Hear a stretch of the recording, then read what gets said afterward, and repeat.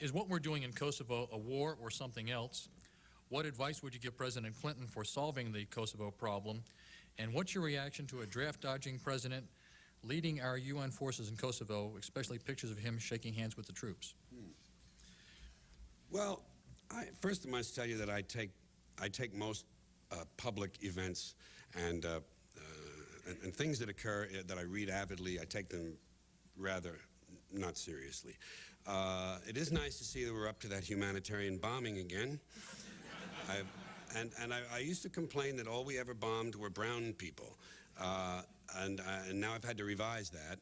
Although I would imagine that we've justified the Serbians as being far enough east from Western Europe to classify as some semi-brown group. I really don't have much of an opinion on this. I see this culture as circling the drain in ever faster and tighter circles, and I just observe it and enjoy observing. I root for that demise of this culture. I root for the demise of this species. It just happens to be my hobby to kind of root for all this stuff to go away and give another species a chance, perhaps. I root for the big comet. I root for the big asteroid. I honestly do, and I did that before those movies came out. I honestly do.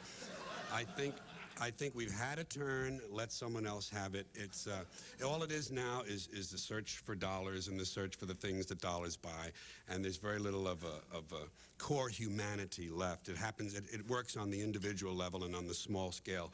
On the large scale, it's all a human comedy. It's all a joke, and I try to treat it as that. I don't do much political. I don't do current events in any of my shows.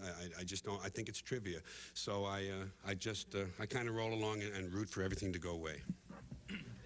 Speaking of jokes.